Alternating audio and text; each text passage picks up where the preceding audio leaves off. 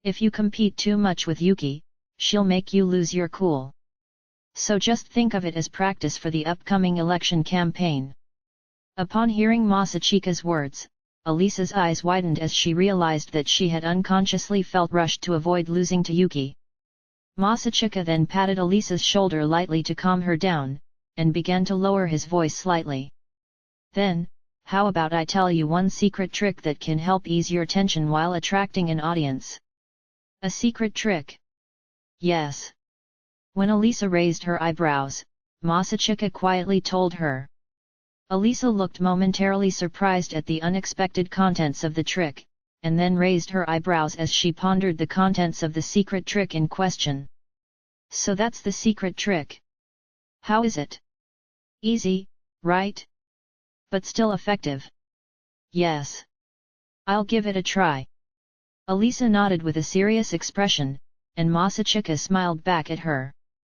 Then, they heard a voice calling from outside the stage area. Are you practicing for tomorrow? They turned around at the same time when they heard the voice, and saw Yuki with her usual smile. Behind her was Ayano, who gave an expressionless nod to Masachika and Alisa. Oh, did you finish your part of the assignment? Yes, everything went well. The two of them exchanged words in a friendly manner, but there was an unusual tension there. As she walked slowly towards Masachika, Yuki put her hand in front of her mouth and tilted her head. Phew, what's wrong? Masachika-kun. Your face looks a little scary, you know. How dare you say that so bluntly? Isn't your Ajisama guise starting to wear off? Ara, phew. Yuki opened her eyes slightly while putting on a perfect Ajisama-style smile. The eyes that peeked out from behind her narrowed gaze had a cold light, without the slightest trace of a friendly smile. In the face of a stare that would make most people cringe, Masachika shrugged his shoulders and looked back at Alisa behind him. You can see for yourself, right? This is her true nature. Like I said, don't be fooled by her graceful face. Why yes. Ara, Alya-san. Did I disappoint you? As Yuki tilted her head, Alisa slowly shook her head. No, I was a little surprised, but I don't feel disappointed. Ara. We don't know each other very well yet. It's only natural that if things change, you'll reveal a side that I don't know of. Besides, is it true that you want to be friends with me? Yes, of course. In that case, it's okay. Yuki widened her eyes in surprise, not expecting Alisa to nod so easily. Moreover, thanks to Yuki-san, I can look back at myself with newfound dedication. And, what is it? With a straight look at Yuki, who pulled back her fake smile and tilted her head, Alisa declared. Yuki-san, that time you asked why I wanted to be the student council president, I'll show you the answer to that question tomorrow.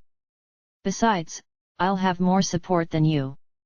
Hearing Alisa's impressive statement, Yuki blinked her eyes with a flat face and then giggled. Phew, Alya-san really has a straightforward nature, and is a good person, hey. What the hell? Alisa's gaze darted back and forth in confusion at the sudden compliment. However, Yuki continued on without feeling embarrassed at all. That's how I really feel, you know? I am very happy to be friends with Alya-san. When Alisa turned her face away as if she could not stand it anymore, Yuki said with a wider smile. To Alya-san, who is so wonderful, I want to tell you about one thing. What? As for the talk of my late brother, that's not to say that he's dead, you know. Hey! When Alisa turned around with a confused expression, Yuki smiled wickedly and mischievously. He just left home. Even though he cut off all ties with the Suou family, he's still in good health, you know. Ah! Alisa suddenly blushed because she felt misunderstood and glared at Yuki. The smiling Masachika then stood in front of Yuki, who dismissed Alisa's sharp gaze with a cold smile. Thankfully, I'm glad that your friendship with Alya isn't broken. That unnaturally cheerful smile made Yuki raise her guard, and she put on her Ajisama-style smile again. Ara, from the way you're talking. It's as if my friendship with Masachika has cracked, hey. No, not really. But I just thought that you'd dare to use such tactics. Masachika walked towards Yuki and Ayano while saying so with a bright tone and a cheerful smile. Alisa looked back at him with a bit of worry, but Yuki kept smiling even though her brother was right in front of her. Ara, are you not angry that I deliberately targeted you when you were sick? That is not the case. It is a natural tactic to target people when they are in a weakened state. In fact, I think you've done a very good job of giving me a drug that has side effects without making me notice it at all. I feel flattered. Even though she said so, Yuki felt goosebumps when she saw her brother's smile. The same went for Ayano, whom Masachika gave a glance to. They both felt their sweat running down their backs as Masachika gave them an unusually strong gaze. However, despite the eerie atmosphere, Masachika continued in a cheerful tone. Yeah, what is this feeling I'm having, hey? I don't really understand it myself. To put it in perspective, half of the time I feel tempted to pet the head of the cute dog that dared to bite me, and on the other hand, I feel the urge to discipline her so that she doesn't bite again. Maybe it's that kind of feeling. It was quite a scary thing to be told, but Yuki did not underestimate it. After seeing her brother's seriousness, which she hadn't seen in a long time, Yuki unmasked her graceful face. Yuki felt a bit frightened after hearing those words, but more than that, a sense of excitement. It was expressed in the form of shining eyes and a ferocious smile. Masachika's smile also turned ferocious at the look his sister was showing. But well, if there's one thing I want to say. Then, he continued, his smile completely absent from his gaze as he spoke to Yuki. If you're going to bite, bite hard, okay. From the look in his eyes, there was a sense of superiority that showed that he did not feel cornered in the slightest. Yuki and Ayano realized that they had stepped on the tail of a sleeping lion. Ahaha! I thought I could make him a little impatient. But, apparently I'm still too naive, hey. It was the most obvious declaration of war from her brother. However, it was also a fortuitous thing for Yuki. If they could have a direct fight, Yuki would definitely want it.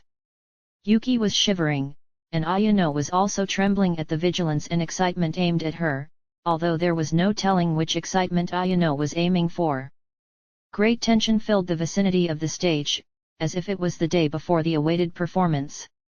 However, the tense atmosphere was instantly dissipated by a voice that interrupted from off-stage. Can I have your attention for a moment? I'd like to do a final check for tomorrow. When they turned their heads simultaneously towards the source of the voice, they saw that there were 3 second-year students from the student council. Masachika and Yuki drew on their fighting spirit and headed towards Tuya, who had a slightly stiff face. Alisa and Ayano also relaxed and followed them. Although he seemed a little uneasy with the tense atmosphere of the 4 students, Tuya continued to make his final checks in preparation for tomorrow's end-of-semester closing ceremony. And their topic finally turned to the speeches of all the student council members. Now, regarding this part, the greeting speech from the student council members. The order starts with me first as the president, then Chisaki who is the vice president, then Kyujao, and then the members from the first year. Since there aren't that many student council members this year, there is no time limit, but please try to keep it under 3 minutes. Do you have any other questions? Alisa had already been briefed beforehand, so no one raised their hands to ask questions. After everyone confirmed by nodding lightly, Tuya turned his attention to the 4 first-year students with some reluctance. In that case, the order of greetings for the first years. How do you want to do it? Last year, the candidates for president played rock paper scissors to decide. Hearing Tuya's words, Yuki and Alisa exchanged glances, and Yuki tilted her head with a smile. Sure, I don't mind playing rock paper scissors. Alisa tried to agree with Yuki's words as well. But before that, Masachika spoke up first. No, that's not good. A game of rock scissors paper is just a game of chance. Well, that's true. Alisa and Tuyu raised their eyebrows with AHMM, to Yuki who shrugged her shoulders, Chisaki nodded saying, I totally understand, and Maria just smiled wryly. Ayano had already blended into the air. But, these two siblings weren't joking at all.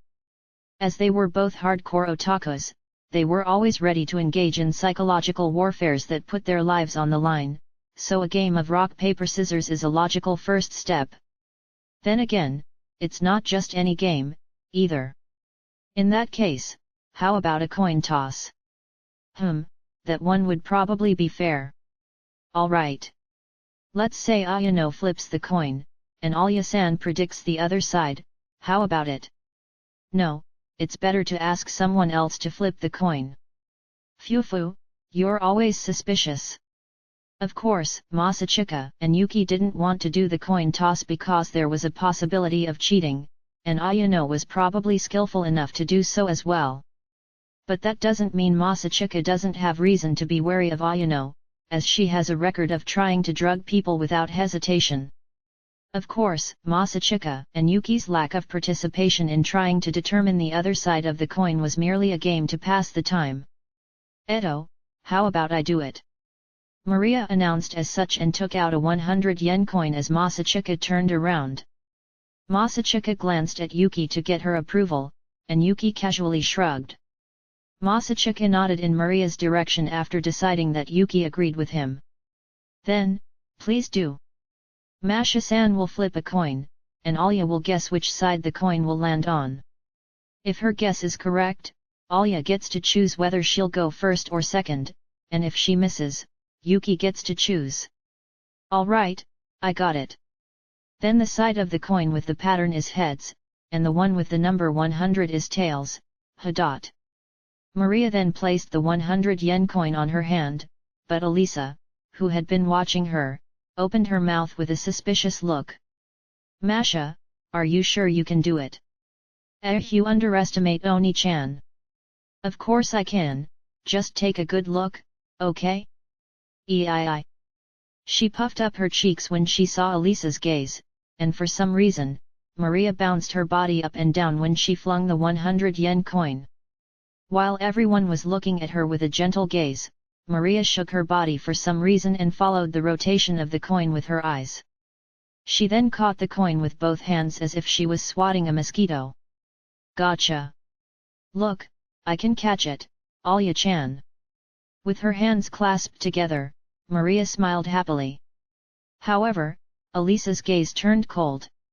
So? Which one is the top?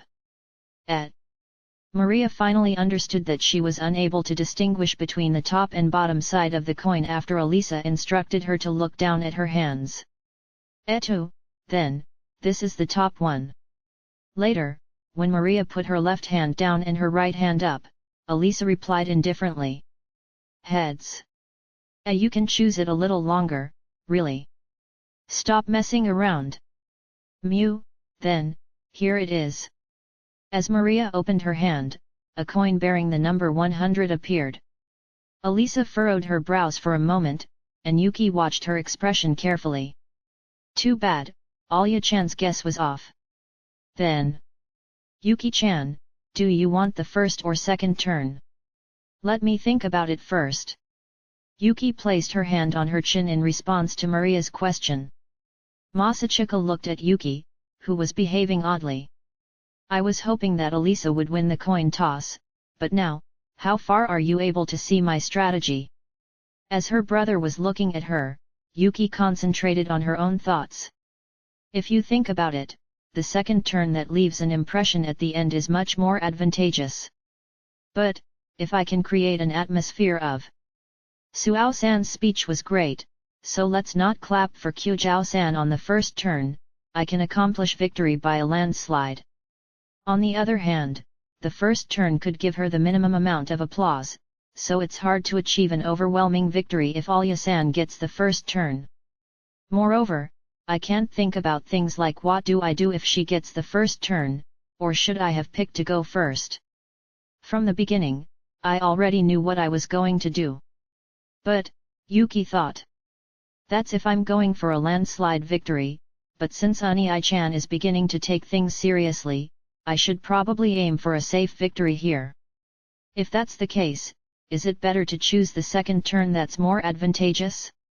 I guess it's better to wait and see what Ani-chan will do. Then, Yuki suddenly felt uncomfortable about her brother's attitude earlier. Masachika's blunt intimidation.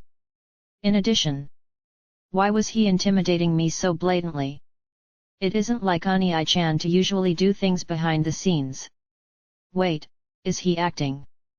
As soon as that possibility appeared in her mind, Yuki instinctively felt that her guess was right. Yuki turned her head while turning her gaze towards Masachika. If that was just acting, then what was his true motive? To make me believe that she was enraged and intended to confront me head-on when in fact, she didn't mean to do that? Besides, was it to divert my attention away from Alya-san? With a flash of enlightenment, Yuki made eye contact with Masachika. Although she couldn't read anything from the expression on her brother's poker face, Yuki believed that her guess was fairly close to the correct answer. That's right. I was unwittingly fooled by Ani-chan, but my target was Alya-san all along. And, from what I can see, Alya-san's mental fortitude isn't as strong as I expected. On top of that, she must still be traumatized from yesterday's school broadcast, where she had difficulty speaking. I had intended to attack Alya-san at that moment, but... Recalling her initial strategy, Yuki realized that she was being led into a trap. However, she was already aware of it. Ani-chan's real goal is to aim for a draw where the speaker during the first turn can get the minimum applause without any pressure. In that case, I should aim for a landslide victory as originally planned. 5 seconds had elapsed throughout that period. Yuki told Tuya with a smile on her face after coming to a conclusion with a thinking speed that was faster than that of regular people. Then, I would like to request to take the first turn. Alright. Then, Suou and Kimishima will take the first turn, and Kyujou and Q's will take the second turn. Elisa nodded silently at Tuya's announcement, and Masachika smiled meaningfully. Then, on the next day, the end-of-term ceremony went smoothly without any obstacles, thanks to careful preparations that were made the day before. The principal's speech, the announcement of the Public Health Committee, and other events went smoothly as scheduled. The student council members were divided into 2 groups. The first group on the bottom part of the stage were Tuya, Maria, Elisa, and Masachika. While Chisaki, Yuki, and Ayano were observing on the upper side of the stage. The next agenda on our list is the introduction of this year's student council members. Please give them a warm welcome. Finally, the time had come. The second-year student council members greeted each other in turn as the moderator, a member of the broadcasting club, called out their names. Tuya gave a charismatic speech with an impressive demeanor, and was cheered when he announced the school's decision to approve changing the summer uniform. Chisaki gave a rather general speech while occasionally inviting laughter in a cheerful atmosphere. Maria, with her usual gentle smile, gave a stern speech despite the friendly atmosphere and tone of voice. The second-year group greeted the students in 3 different ways, but each of them caught the crowd's attention. While the students were getting more and more excited as if they were watching an idol, it was finally the first-year group's turn. Next, the student council member in charge of public relations, Suou Yuki, will now be giving a speech. The atmosphere in the hall instantly changed when the next student council president candidate appeared. Some of the spectators were looking forward to a quiet battle between the candidates. Others were watching with excitement. There were also people who tried to assess the situation calmly. Yuki stood on the stage with all kinds of gazes on her. Yuki's performance was displayed on the screen above the stage, and the audience began to get a little excited. Thank you for the introduction. My name is Suou Yuki, and I am the Student Council Public Relations Officer and former Student Council President of the Sirei Gakuin Junior High Division. I plan to run for Student Council President next year. Therefore, I hope to receive your support. When Yuki bowed lightly with a graceful smile decorating her face, Cheers from the students came from all corners of the hall. She responded by nodding lightly and slightly lowering the tone in her voice. Now then, I would like to tell you a bit about my vision. If I succeed in becoming the student council president, my goal is to create a school that reflects the opinions of the students. Era? There must be more people than you realize who believe it to be commonplace, correct? Yuki suddenly asked in a slightly ignorant tone, which caused the crowd to light-heartedly chuckle and loosen the mood. After that, Yuki took out a large box from under the podium and showed it to the audience. Specifically, like this suggestion box. It's been installed in the school for many years. I'm sure, a few of you have used this service at least once. In fact, I've brought it up many times in the lunchtime activity report broadcast. Yet, I feel that there aren't many real problems or requests in it. I think this is because a lot of individuals hold the belief that there is no use in submitting a recommendation because it will never be implemented. Right? When Yuki posed a particular query, the students reflected on it and nodded in agreement. After seeing that the students were convinced, Yuki began to mention the reasons. This, however, is reasonable. After all, most of the members are doing student council work for the first time. Student council members only hold office for 1 year until their term ends, despite the fact that company employees must spend their first year getting to know their jobs. Therefore, it seems like it would be challenging to pay attention to the student body's requests and fulfill them. Moreover, this year, for whatever reason. Yes, for some reason. We're lacking student council members from first year, you know. The way Yuki deliberately said that made the students laugh, saying, "Whose fault is it?" After laughing out loud while following up with the senpais who were also student council members, Yuki addressed the issue head-on. However, when I become the student council president, I will do my best to fulfill the petitions made in this suggestion box. Yuki asserted this very clearly and continued. More precisely, I will try to fulfill at least one request from a student per month. And with those results, I will start to realize bigger requests. For example, changing the sports festival events, adding more events and time to the school festival, or extending the free time for school field trips. It might also be interesting to create new events on Halloween and Christmas, right? For most students, the sweet promises offered caused an irresistible excitement, with some even muttering, "Is that really possible?" out of doubt. However, Yuki herself answered in affirmation. After looking around the audience area with a healthy smile, Yuki stated, "I believe that only I am capable of accomplishing this, having served on the student council for 2 years in junior high school and continuing serving in high school. Moreover, I intend to prove it through my future work." Thank you.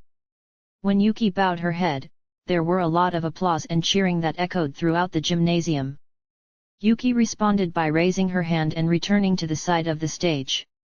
Masachika looked at the scene with a wry smile. What a sly person! She didn't even mention what she was going to do this year, she was just toying them with words and misleading them with the bigger picture. She even went so far as to offer an explanation that appeared to be a response to Senpai, saying, "We don't have many student council members this year, so we can't actualize the contents of the suggestion box. Most importantly, it still comes across as a pretty good reason." Hearing Masachika's words, Tuya nodded with a wry smile mixed with admiration. "Suou is good at talking and bragging. Isn't she much better than me?" "Ahaha, that's just a matter of experience. Does that make Yuki a bit of a liar? You are indeed unforgiving." On the other side, as they laughed, Maria was talking to Elisa. "Alya-chan, are you okay? Are you feeling nervous?" "I'm fine, just leave me alone for now." "Geez, Alya-chan is always so cruel." Maria puffed out her cheeks in response to her sister's typical snarky behavior. The event moderator beckoned Ayano to the podium as she grinned once again. Its appearance projected on the screen caused a bit of a commotion. However, it was only natural that there would be a commotion in the audience. That's because, Ayano, who was standing on the podium, although wearing a uniform, but her hairstyle was neatly put in a bun like a maid. Her bangs, which had always been disheveled, were tidied up, and her beautiful forehead was exposed. Although she looked expressionless as usual, her face looked excited. No, it's probably just Masachika's imagination. However, Ayano, who usually keeps a low profile, stood on the podium openly, causing many male students to say, "Who is that pretty girl?" and even some girls to shout, "Kaie! Ayano-chan is so cute." Despite her appearance, Ayano is quite popular as a mascot among the few girls who know her. My name is Kimishima Ayano, serving as General Affairs within the Student Council. In my private life, I am a servant of the Suou family and work for Yuki-sama as her personal maid. The atmosphere in the gymnasium at that moment could simply be described as, due to the shock of the audience. A mysterious beautiful girl suddenly appeared and claimed to be Yuki's personal maid. For most people, they would do a tsukumai saying, wait a minute, there's a lot of information that needs to be digested first." However, Ayano continued on regardless of the crowd's noise. "Next year, I plan to run for election alongside Yuki-sama. I will use my experience as Yuki-sama's servant since childhood, and support her. Yuki-sama is a wonderful person who is deserving of the labels of being talented and well-behaved. I am confident that she will lead the school well as the next student council president." Ayano continued to speak without hesitation as if she was reading a script.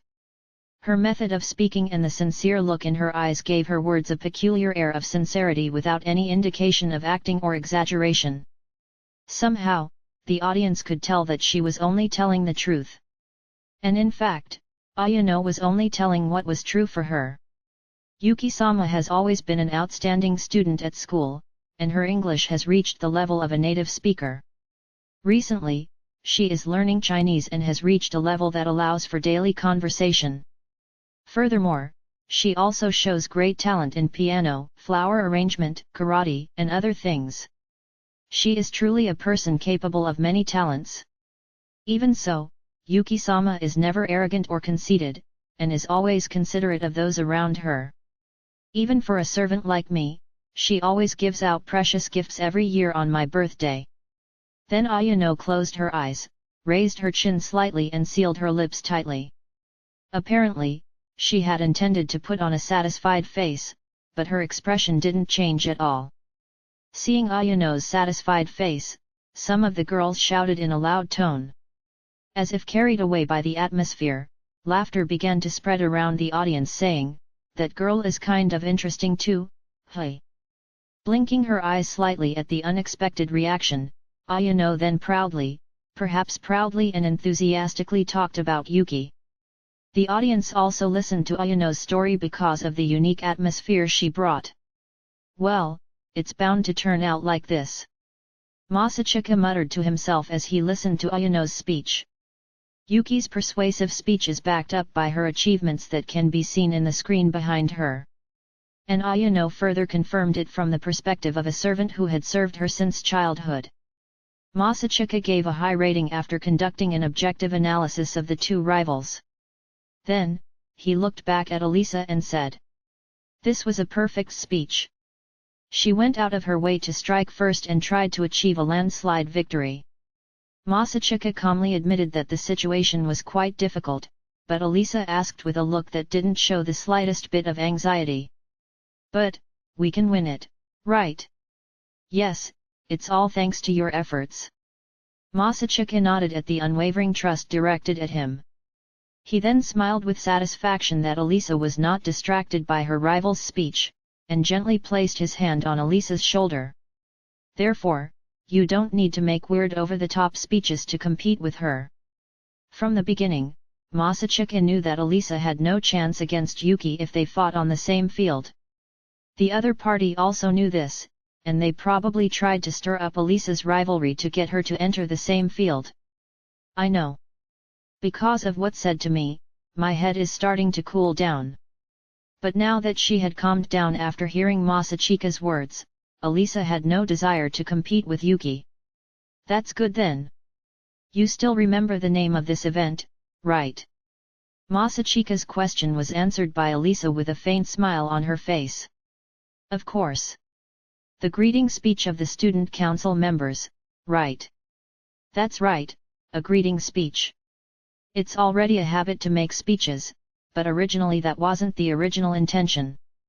First of all, Masachika then turned his attention to the students gathered in the gymnasium.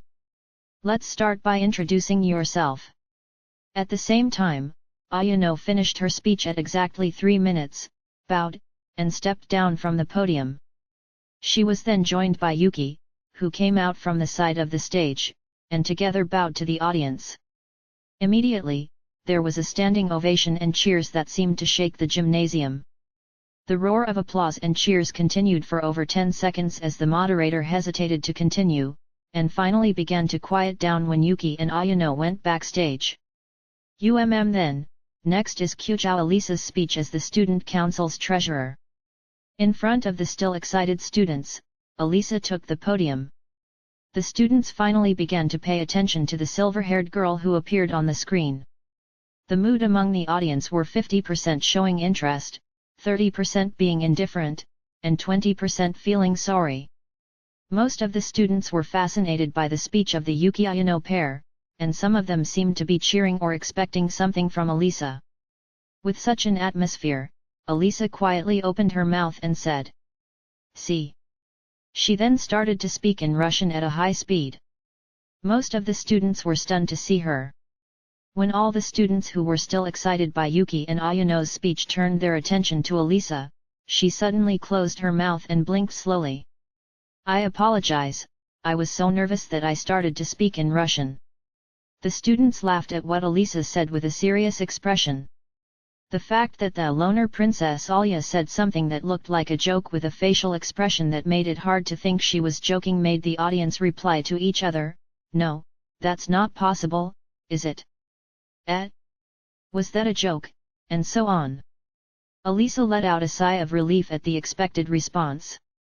This attention-grabbing moment was the secret trick Masachika had given Alisa yesterday. Listen carefully, when you begin your speech, speak in Russian. Since Yuki and Ayano were the first to give their speech, by the time it's your turn to speak, the atmosphere in the gymnasium must still be lively due to Yuki and Ayano's speech. Then, you need to diffuse the atmosphere of the gymnasium with your native Russian. This can also help to ease your nerves as well. You will probably be very nervous on stage, and even if you don't realize it, you still might have the trauma of not being able to speak well during the school broadcast. So, express yourself in Russian until you feel comfortable. You don't have to worry, if it's in Russian, no one will notice even if you mess up a little. Alisa secretly smiled as she recalled what Masachika had said to her. She then took a deep breath, and turned towards the microphone again. Introducing myself once again, my name is Kyujou Alisa, the Student Council Treasurer. Next year, I plan to run for Student Council President. However, even after taking a deep breath, it took a lot of courage to say these next words. There was still a slight hesitation in her heart. Alisa was still undecided if just this much was enough. But, this was the greeting speech. It was a greeting to let everyone know who this girl named Alisa Mikhailovna Kyujou was. Then, I have to speak the truth. I can't fake it. I must be honest with myself. Inspiring herself, Alisa turned to the audience and began to speak. I only started attending this school last year and have no achievements to be proud of yet. I can't claim that I fully comprehend the effort and responsibility that goes into being a leader because I've only recently began working as a student council member. I believe there are many shortcomings I possess in becoming the student council president of this school. Alisa was afraid of the audience's reaction. She felt that it was improper for her to display her flaws. But Masachika admitted it. His partner, who was more reliable than anyone else, said that he wanted to support Alisa as she was. Believing his words, Alisa tried to keep going. But, if there's one thing I can be proud of, Then, Alisa put her hand on her chest and looked around at the audience, stating the obvious. It's that I'm the type of person who can work harder than anyone else. Yes, this was all she could say. She assured the crowd that it wasn't a lie. I always strive to achieve the results I want. You can see this from the fact that I have been at the top of the exam rankings ever since I entered the school. Suddenly, however, Alisa felt that she was having trouble breathing. It was only then that she noticed that her breathing was labored. But, there was no time to worry about that now. She had to continue her speech uninterrupted. In addition, I was selected as the MVP athlete for the girls category at the sports festival last year, and my class booth won the grand prize in the school festival. Of course, I didn't do it alone, but there were. I can't breathe. My legs were shaking. I can't even hear well. No, am I refusing to listen to myself? It's true that I still lack something to be the next student council president, but... The words addressed to the audience during the debate came back to Alisa's mind, as did her own words during the school broadcast. She felt that her throat was tightening as she thought about how to speak properly so that the same incident would not happen again. I knew this was impossible. There was no way I could look the audience in the eye and talk directly to them. I've always run alone all my life and have never acknowledged anyone. Alisa felt her field of vision becoming blurred. She felt her lungs constricting, and she couldn't breathe properly. Look ahead. Suddenly, the sound of people speaking Russian rang in her ears. Alisa felt her senses suddenly become clear. She noticed that her gaze was already looking down. Why, in Russian, perhaps, you were practicing for this moment. At the same time the thought came to her mind, Alisa could feel a strong gaze watching her from the offstage side. Instantly, Alisa felt a little strange. She couldn't help but smile at her overprotective partner. As she raised her face, she could see the slightly confused faces of the students. She could hear her voice. At the same time, Alisa remembered her purpose and looked forward, proudly puffing out her chest. Apologies for the slight pause earlier. I'm sure that there are probably still a lot of things I need to work on if I want to be the president of the student council. The same goes for my public speaking experience. I realized this the other day when I made a small mistake in the school broadcast. Actually, even now it was the same. Even now, without the help of her partner, she would probably fail again. But, I can speak like this now. With my own mouth, with my own words, and from now on, I will continue to fill in the missing gaps, one by one. While speaking like that, Alisa felt that the words seeped into her heart. Ah, I see. I'm not perfect at all. How arrogant she was until now. She looked down on those around him, believing herself to be better than others based on her own judgment. But the truth is, there are many things that she can't do that others can easily do. Not only Yuki, the first person she acknowledged as a peer group rival, nor Masachika, the first person she respected. Whether it was Sayaka, Nano, Ayano, and others, she was sure that they had something better than herself. Until now, she did not understand that. Although she admitted it through her words, she did not admit it in her heart. But now, she was finally starting to understand. I was surprised that I had been cornered thus far before realizing it. Alisa laughed at herself inwardly, but she thought that this was just the way she was. She was not good at interacting with others, and was reluctant to admit her shortcomings due to her high self-esteem. But, it was because of her pride that she tried desperately to overcome it. That's the nature of the girl named Kyujou Alisa. At some point, the fear of showing her imperfect self was gone. No longer worrying about the script, Alisa speaks directly to the audience with a rather fresh expression. I can promise that I will continue to strive to be the ideal student council president. If at next year's election campaign I am still not sure whether I am suitable to be the student council president, at that time, I will immediately resign from the student council president election campaign. Then, Alisa lowered her head quickly. Therefore, please keep an eye on me from now on, and don't hesitate to point out my shortcomings as a student council member. I will try to use all the suggestions to become the student council president you want.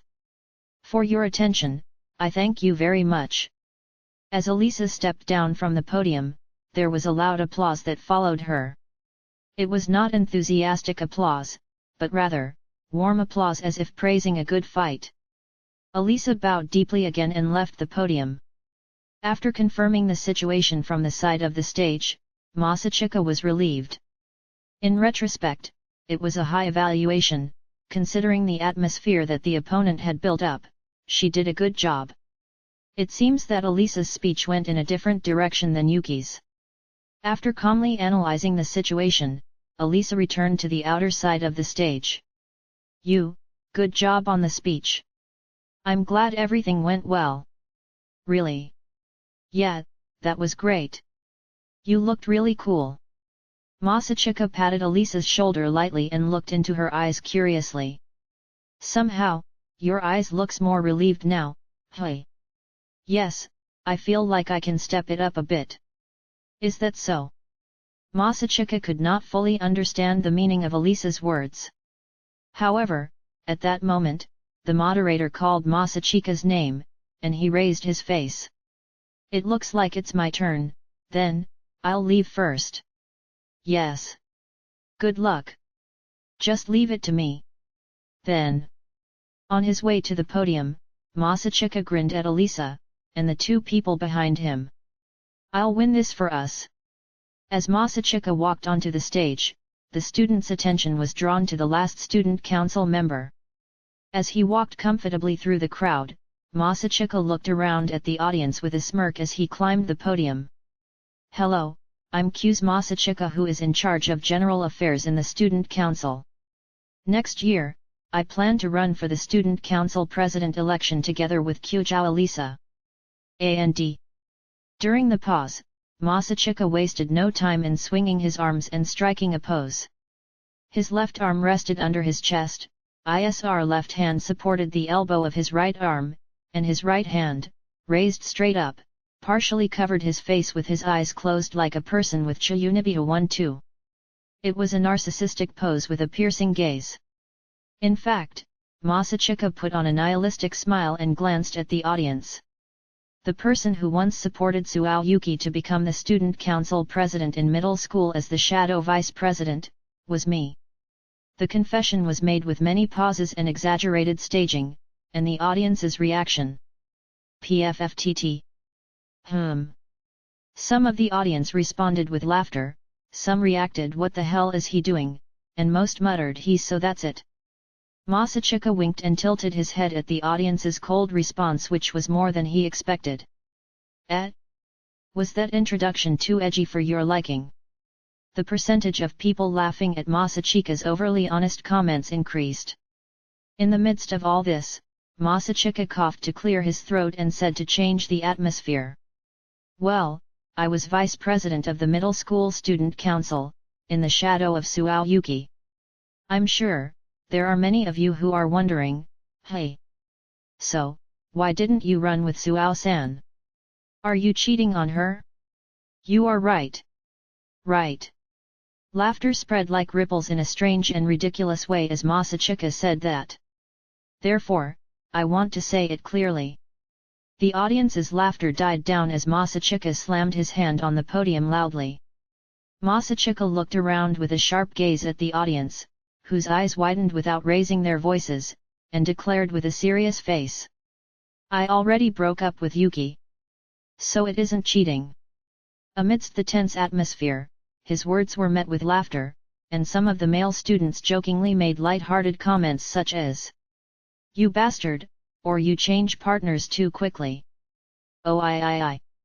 Masachika responded to them by raising his hand briefly, and then began to speak in a calm voice. "Before discussing why I chose to run with Alya over Yuki, let me ask you this, what kind of person do you all think deserves to be the student council president? A great person? I don't think so.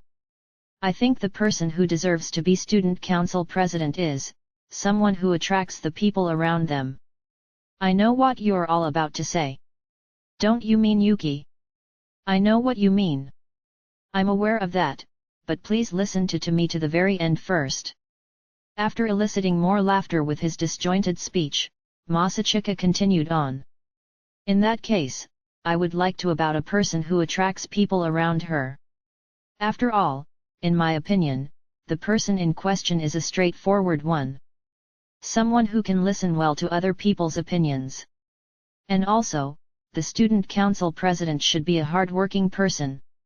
Someone who can make the people around them think, they're working hard, so I should work hard too, when looking at that person.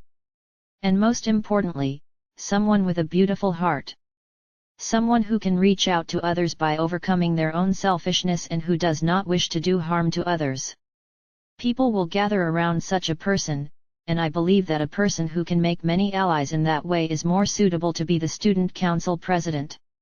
After speaking in an orderly and logical manner, Masachika changed the tone of his voice slightly and asked a question. Based on that, what did you all think when you heard Alya's speech earlier? I'm not talking about the contents of the speech but... the Russian part in the speech is an exception, okay? If I'm being blunt, it was my idea to make it more interesting. At Masachika's unexpected confession, there were many surprised voices in the audience accompanied by laughter, such as "You're just saying that now," or "So that was you." In response, Masachika waved his hand to the side as if to imply no, no, no. Anyway, how could Alya do something like that on her own? I think we're getting off track, let's get back to the topic at hand. To be honest, while listening to Alya's speech from off stage, I thought that she was really very awkward. With a wry smile on his face, Masachika made a negative comment about his partner's speech, which caused a bit of a stir in the audience. But at the same time, I felt that it was a very straightforward and honest speech. I'm sure you all felt the same way, right? A large number of students nodded in response to his question. Masachika nodded back in satisfaction, and said, "Alya is an honest person. She's not trying to make herself look good or try to gain popularity by making big statements that she can't deliver. She's just simply a hard-working person, as she said in her speech earlier. Other than that, she's an innocent person. So innocent that she would even accept my idea to make a silly joke in her speech." After saying it in a joking tone, Masachika changed his expression slightly to look more serious and continued. "I was attracted to that side of Alya and wanted to support her. That's the reason why I decided to support Alya over Yuki. And I hope everyone else will support Alya too." After saying that, Masachika looked around the audience. Then he immediately shouted, "Well, even so, you can't trust my opinion. If someone says isn't that only a matter of your taste, isn't that pointless?" Shrugging his shoulders, Masachika nodded as if to say, perhaps there is some truth to that, and then held up his index finger. "Then, let me tell you this." Then, after doing his best to draw the audience's attention to the limit, Masachika began to play his signature card. When Alya becomes the student council president, Taniyama Sayaka and Mayami Nano will join her as student council members. The contents were too unbelievable. After a short pause, a commotion could be heard. "I have there from them on this. Can you believe it? The people who competed against each other in the debate the other day are now claiming that they will work together in the new student council. This is impossible even for me and the old Yuki." With the audience confused and looking at him suspiciously, Masachika glanced at Yuki, who was off to the side of the stage. Earlier, Yuki said that only she, the one with a long history as a student council member, can change the school. But, is that really the case? Along with Alya, I have the same experience as Yuki. And Taniyama and Mayami, who were once the most promising candidates for student council president. Do you all still think so? Masachika's question created an atmosphere among the students who said, "Indeed." Then, Masachika pressed further.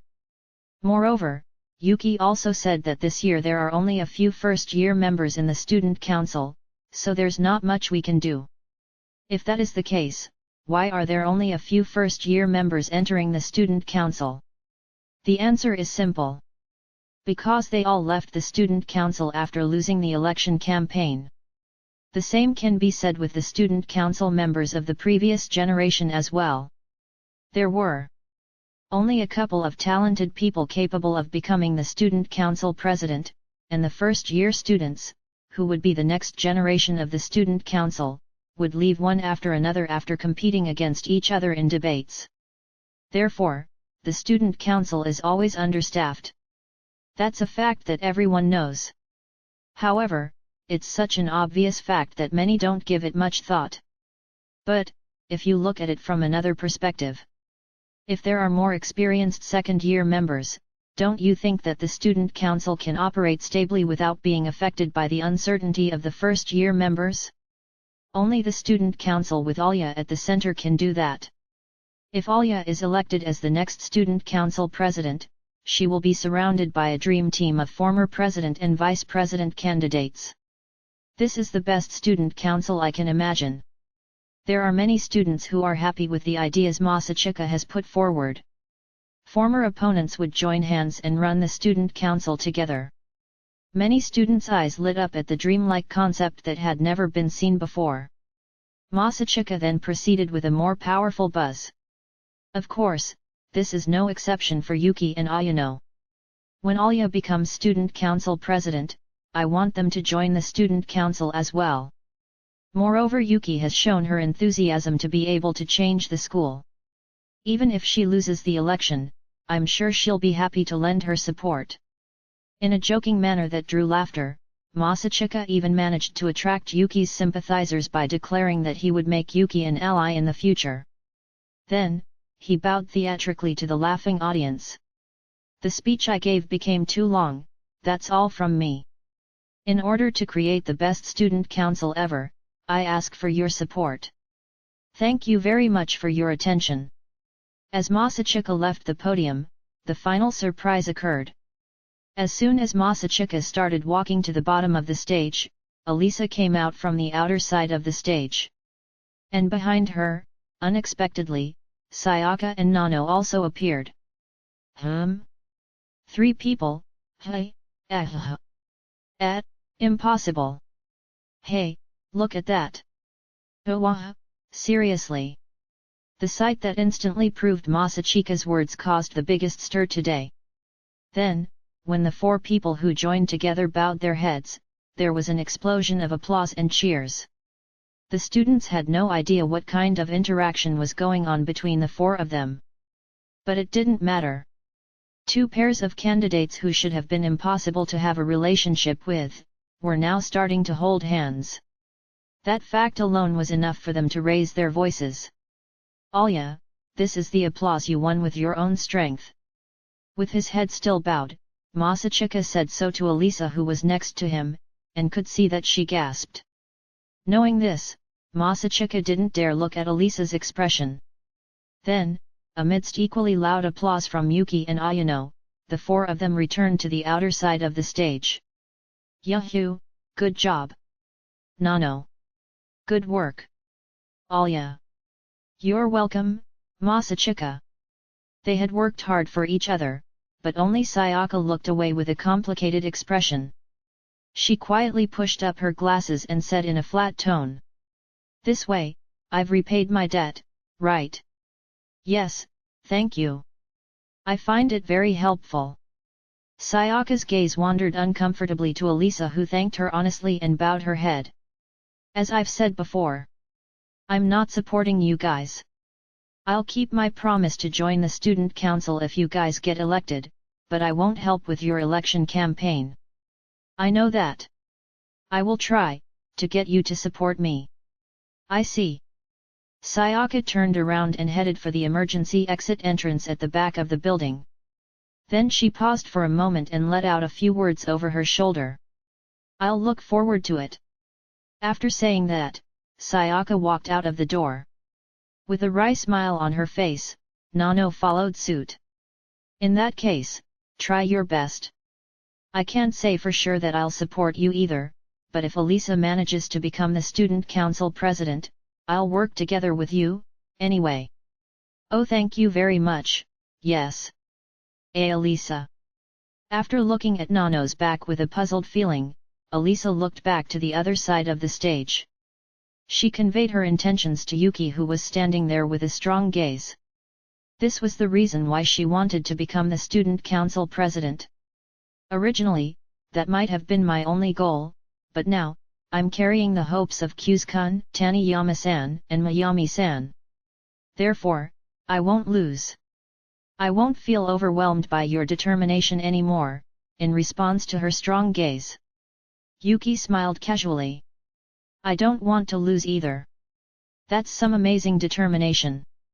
If you're ready, go ahead and fight me. The two of them exchanged glances for a few seconds, but that was interrupted when Elisa was approached by Maria. Upon seeing Elisa start talking to Maria and Masachika talking to Tuya, Yuki muttered with a wry smile. Wow, our side really lost that one. It should have been a winnable game. No, their accomplishments and name recognition differed greatly. This should have been a game that could be won by a significant margin after the resounding preliminary triumph in the school broadcast. However, the result was a draw. Although the number of applause were almost the same, but in terms of excitement and impact on the audience, their side probably lost. The result was a draw, but if you considered the process, they suffered a crushing defeat. Well, I didn't expect that he would manage to pull those two people into his alliance. I was really surprised. Yuki nodded at Chisaki, who said that in an impressed tone. Yes, that's right. This is really unexpected. Yes, it really was an unexpected situation. And this was probably a situation caused by Yuki herself. The battle in the school broadcast, which was made to break Elisa's heart and make her depressed. Perhaps that event was the trigger for the two people to take Elisa's side. I think I schemed too much, and ended up highlighting Alya's innocence. On top of that, she got her brother to take her seriously. So this is what it means for a strategist to be fooled in her own scheme. As Yuki gritted her teeth inwardly, Ayano bowed her head. Please forgive me, Yuki-sama. If only I could have spoken a little better. It's not Ayano's fault. It's my failure for misjudging Masachika-kun's strategy after being fooled by my own conjecture. Yuki shook her head to interrupt Ayano's words. That's right. Had she not been so fooled by her own conjecture, she would have chosen to make a speech in the last turn. She guessed that the opponent was aiming for a draw. No, in the corner of her heart, she thought that was the only way the opposing party would go.